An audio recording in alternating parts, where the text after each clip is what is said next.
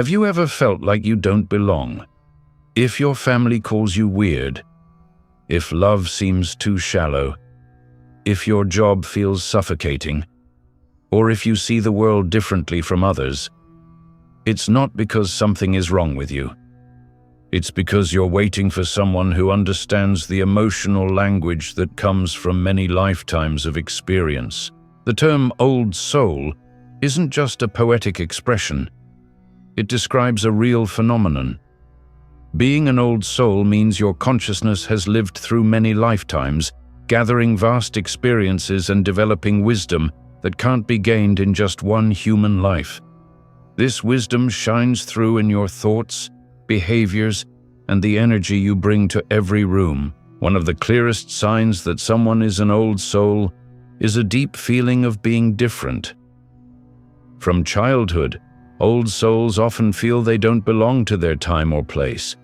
They watch life unfold as if from a distance, not because they're disconnected, but because they recognize something deeper beneath everyday experiences. The fast-paced modern world with its focus on material things often feels empty to old souls who crave depth, authenticity, and meaning. They're not interested in surface-level interactions or explanations. Even as children, they ask profound questions like, "Why are we here?" or "What happens after we die?" These aren't questions they've learned. They're questions they remember. Old souls have quiet minds, but hearts full of knowing. They value being alone not because they dislike people, but because silence helps them hear their inner wisdom more clearly. Their souls speak to them in the quiet moments, guiding them toward truth and understanding that feels both new and strangely familiar. Empathy is a powerful marker of an old soul. These people can walk into a room and feel others' emotions before anyone speaks. This deep empathy often leaves them feeling tired because they absorb not just feelings, but energy. Old souls can feel drained in crowds or around emotionally chaotic people. Many old souls are natural healers. Others seek them out for advice, trusting them deeply without knowing exactly why. There's something in their presence that makes people feel safe, seen, and understood. This isn't a skill they've developed. It's an energy they've carried through many lifetimes of learning to connect with others. Spiritually, old souls are often drawn to ancient teachings. While others follow trends, old souls seek timeless wisdom. They might feel strangely familiar with spiritual texts or the words of mystics from long ago. Practices like meditation or prayer don't need to be taught to them. These rituals feel like coming home, as if they've been doing them for centuries. Even without formal spiritual training, old souls often find their own path. They follow an inner compass that always points toward truth. Their spiritual journey isn't about following rules or joining groups. It's about reconnecting with knowledge their souls have carried across lifetimes, waiting for the right moment to remember. Old souls carry a special energy. Their presence feels calm, grounded, and magnetic. People often say they feel safe or truly seen when with an old soul. There's an unspoken trust these souls inspire in others because their energy has matured through countless experiences across time. While younger souls often chase recognition, validation, and excitement, old souls are content simply being. They have nothing to prove because they remember that all things are temporary. They understand that truth, love, and presence are the only things that truly matter in this fleeting human experience. Interestingly, old souls often carry wounds from past lives. These wounds appear as unexplained fears, recurring dreams, or sadness that seems to have no cause. An old soul might fear drowning despite never having a bad experience with water, or they might carry grief that doesn't connect to anything in their current life. These aren't weaknesses. They're soul scars, echoes from experiences in previous incarnations. They're invitations to heal across time, to resolve what was left unfinished in lives long past. When you address these mysterious feelings, you're not just healing your present self, but your eternal soul. Some old souls carry what might be called karmic completion energy. These individuals sense that this could be their final life on Earth. They feel a quiet urgency to understand everything, to forgive deeply, and to love without conditions. They often experience spiritual awakening early in life, which leads them into decades of inner work. These souls aren't preparing for death, but for release from the cycle of rebirth itself. They're completing lessons that have stretched across many lifetimes, preparing to move beyond the human experience into something we can barely comprehend from our limited perspective. Great thinkers throughout history have recognized the existence of old souls. Philosophers like Plato and mystics like Rumi hinted at souls that carry ancient wisdom. Carl Jung, the famous psychologist, suggested that behind our everyday self lies a consciousness much older than our individual life. Alan Watts spoke of the soul as the universe experiencing itself in endless forms. Eastern sages like Sri Ramana Maharshi taught that the soul in its purest form isn't separate from the divine. It's simply wearing different masks across lifetimes, playing different roles in the cosmic drama while carrying the same eternal essence. Recognizing yourself as an old soul isn't about feeling superior. In truth, being an old soul can be lonely and heavy, filled with the grief of 1,000 forgotten lifetimes. But it's also a gift and a sacred responsibility. The old soul's task isn't only to remember who they are, but to guide others through their quiet example. The question of how many lives you've lived isn't just curiosity. It's a soul ache, a deep yearning to place yourself in the vast cosmic story, to understand your spiritual age and uncover the meaning behind your unique struggles, gifts, and dreams. While no method can give absolute certainty, there are ways to come closer to this ancient truth. The first key to discovering how many lives your soul has lived is understanding the texture of your consciousness. An old soul carries a depth of perception, a richness to their emotional landscape, a weathered beauty in how they process joy and pain. If your reflections feel layered, if your grief feels older than your years, if you move through life with constant déjà vu, your soul has likely cycled through many lifetimes. There are also energetic signs. Ancient yogic teachings speak of samskaras, deep impressions carried within the causal body, the layer of your soul that survives death and rebirth. These samskaras influence not just your tendencies and fears, but also your spiritual weight. A soul that has incarnated hundreds of times often has a gravitational presence. People pause around old souls. Strangers tell them secrets. Animals are drawn to them. Children stare into their eyes as if recognizing something ancient and sacred. The old soul doesn't need to speak to be felt. Their very being communicates across the barriers of ordinary consciousness. One telling clue lies in what you're drawn to without explanation.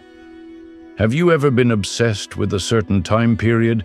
Ancient Egypt, Renaissance Italy, feudal Japan, as if you lived there?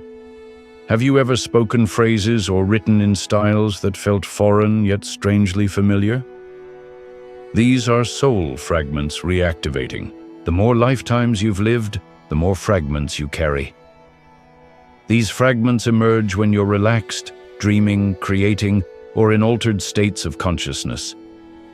They're memories bubbling up from the deep well of your soul, offering glimpses into who you've been before you became who you are now. Many spiritual traditions teach that your current level of inner peace is one of the clearest markers of soul maturity. Young souls are often reactive, driven by desire, and addicted to approval. They resist silence and struggle with surrender. Older souls, even amid chaos, often display a quiet resilience and a capacity for joy that doesn't depend on outer conditions. Old souls are less interested in accumulating things and more interested in gathering meaning. This shift in what you value and how you respond to life's lessons speaks volumes about how many lifetimes your soul has already processed. The soul grows wiser with each cycle, learning to focus on what truly matters. Another way to access the number of your incarnations is through past life regression therapy. Practiced carefully, regression allows the subconscious mind to bypass the veil of forgetting and retrieve images, emotions, and stories from previous lifetimes.